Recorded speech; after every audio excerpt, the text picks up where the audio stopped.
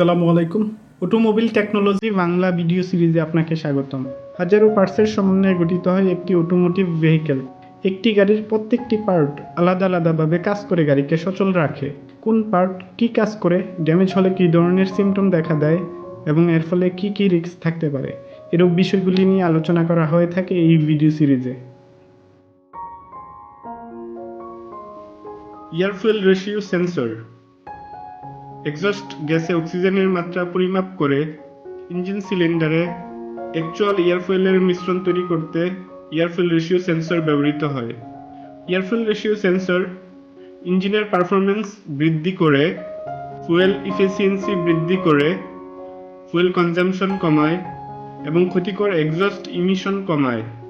Air fuel ratio sensor খারাপ হলে গাড়ির পিক আপ রেসপন্স লেট হবে, ফুয়েল কনজাম্পশন বেড়ে যাবে, ইঞ্জিনের পারফরমেন্স কমে যাবে এবং ক্ষতিকর এক্সস্ট ইমিশন বেড়ে যাবে। ড্যাশবোর্ডে চেক ইঞ্জিন সিগন্যাল দেখাবে। একটি এয়ার ফুয়েল রেশিও সেন্সরের লাইফ সাধারণত 3 থেকে 5 বছর হয়ে থাকে। এটি খারাপ হলে পরিবর্তন করে নিতে হবে।